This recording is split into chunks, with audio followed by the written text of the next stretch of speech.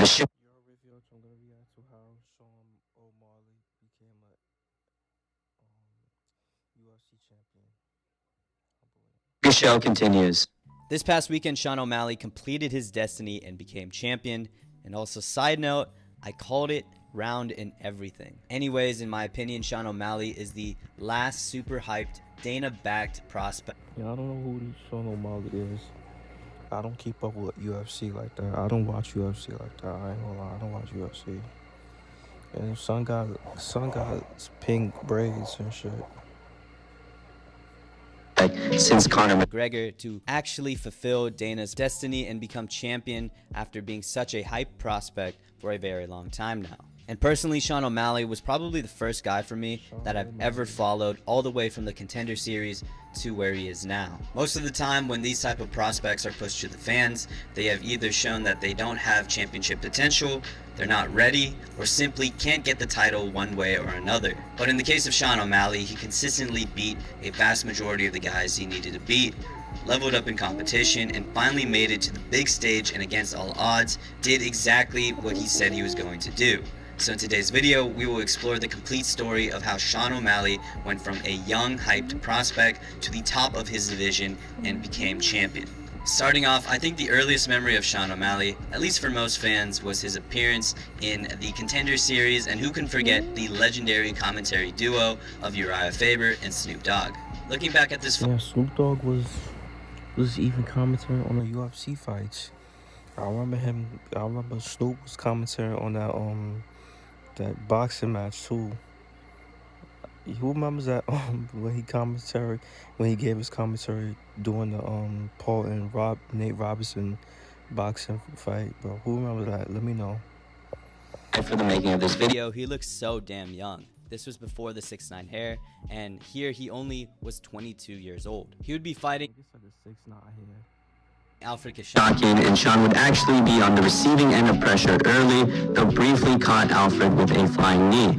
Sean would be taken down and kept in the quote, take the booty position, though Sean would get up and continue to work comfortably with his back to the cage. They would continue to trade until Sean would land a sniper of a right hand in the middle of the octagon and drop Alfred and go for another flying knee. This time Sean would back up Alfred and keep rocking him with clean straight punches until one of those shots dropped Alfred for good. Dana was hyped, Snoop Dogg was calling for a contract, and I think this was the fight that ultimately showed Sean's star potential with the way he fights.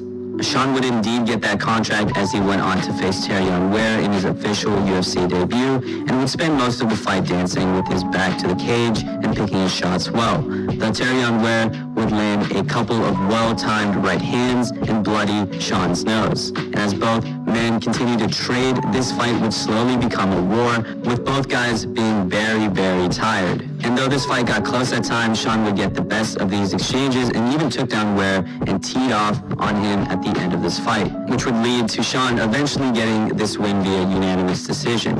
Sean would continue this hot streak early in his career as he moved on to fight Andre Sukumtat and dominated him in the striking. However, in one of these exchanges, he would kick Sukumtat awkwardly on his arm, and Sean would visibly hurt his foot as he immediately started hobbling. And in one of the worst game time decisions I've ever seen, Andre Sukumtat goes for the takedown even though Sean was clearly compromised standing up.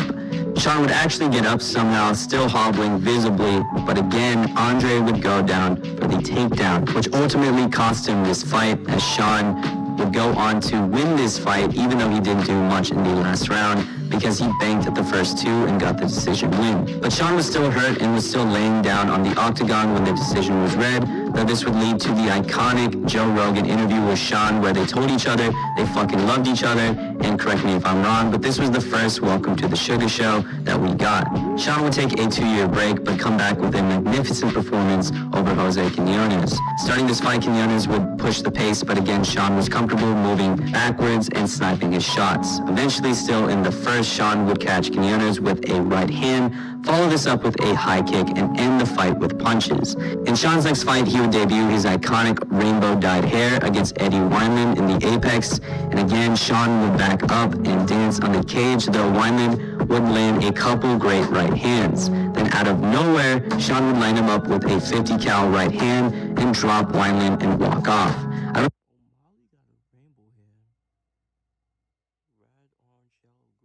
purple. That's a rainbow hair. I mean, rainbow braids. I meant to say rainbow braids. For this performance in particular, bringing Sean O'Malley to a much bigger audience, because with this look, his style, and KO performance, it was hard to take your eyes off this guy. But this is where we get into a minor speed bump for the Sugar Show, as Sean would go on to face the very skilled Marlon Cheeto Vera. And this fight started pretty normal with both guys feeling each other out, until randomly Sean would go for a feint and tweak something in his ankle, the same ankle he hurt in the Sukumdat fight. Then again, just moments later, Sean would try to move forward and his right ankle would roll out of nowhere, though unlike Sukumdat, Cheeto recognized it immediately and put the pressure on Sean. Sean would try to return fire but fell again on that ankle, and Cheeto would close the show with nasty ground and pound and ended it with a powerful elbow. And though this would bring the first loss to Sean's career, Sean would not recognize this as a loss and would continue to say he was undefeated due to the way he lost this one. And every time Bruce Buffer would announce his record, Sean would put up a 0 anytime Bruce said one loss. Anyways, this quote-unquote loss would catapult him into an exciting finish streak. The first fight of this streak was a little weird, but also kind of fun. Sean would fight again in the Apex against Thomas Almeida and immediately put on a striking clinic and even dropped Almeida in the first round with a nasty left. Damn, in the first round. It's crazy. My son was not playing, bro. He followed that nigga quick. high kick to left-hand combination, but when it looked done, Sean tried to walk off KO, giving Almeida time to recover, which led to Almeida surviving round 1. The second round would be pretty quiet, with Sean trying to find another opening and Almeida continuing to try to hang in there. Then finally, towards the end of the third, Sean would find another left hand and drop Almeida, but again hesitate and try to walk off KO, though this time Sean walked up and landed the final hammer of a right hand and actually end the fight. The next fight was a steamroll for Sean. Chris Moutinho would be a last-minute replacement for Sean and would also be Moutinho's UFC debut. And well, the fight played out exactly how everybody thought it would. At one point, he was launching high kicks, straight right hands from nowhere, and then dropped Moutinho in the first while dribbling an imaginary basketball. And in the final seconds of the first, Sean tees off again and then drops Almeida with a straight right hand. It was so insane that Sean set a new bantamweight record with the most significant strikes landed in one round. Though credit to Moutinho as he kept walking forward in the second while Sean continued to tee off on his face with straight punches. But he did nothing in the third. I mean, look at these numbers. Damn, that punch should look nasty. I ain't gonna lie. Should look like it hurt. Eventually, towards the end of this fight, Sean would land literally every strike he threw and finish Moutinho with him still standing. Finally, Sean would make quick work of Raulian Paiva in the first round, knocking him down with a sniper right hand and finishing him with a barrage of punches on the cage. The next fight would end the streak, but was pretty anticlimactic, as Sean would face Pedro Munoz, and just when things were heating up, Sean would accidentally poke Munoz as he extended his hand to back up.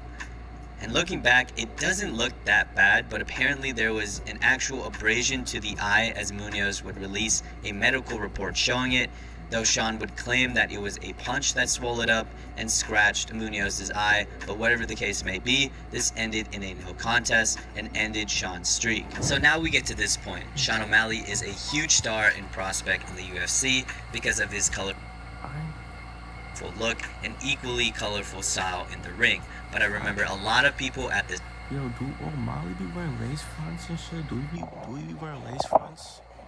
I ain't gonna lie, cause 6ix9ine be wearing lace fronts. Do him himself be like, do O'Malley be wearing lace fronts, bro? Let me know.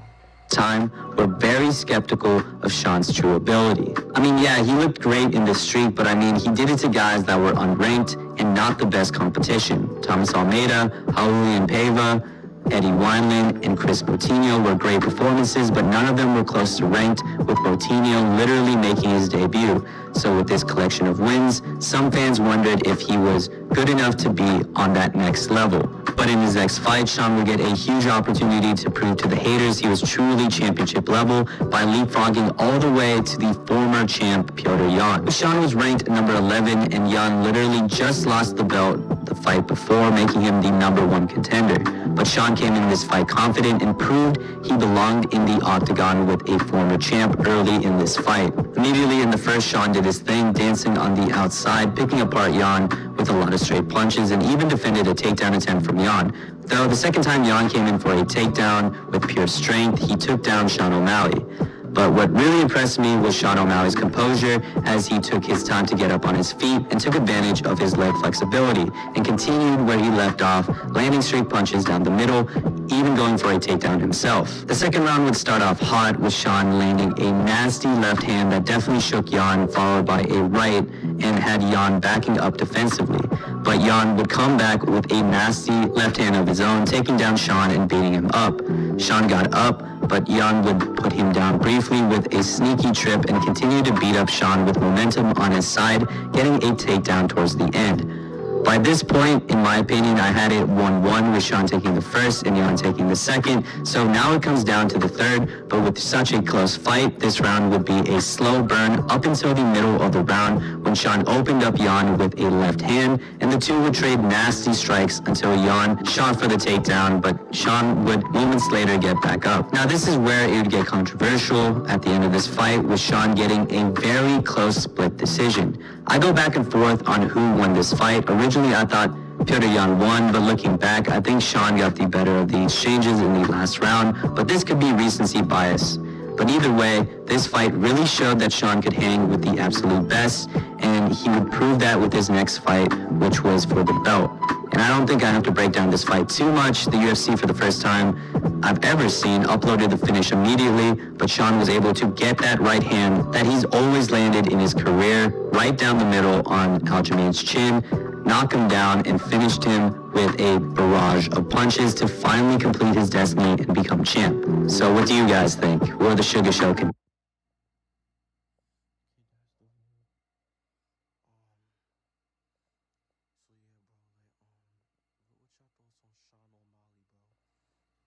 Tell me down below what is your favorite fight of him. So yeah, make sure you guys like, comment, subscribe. Y'all know the vibes. What you looking at you are.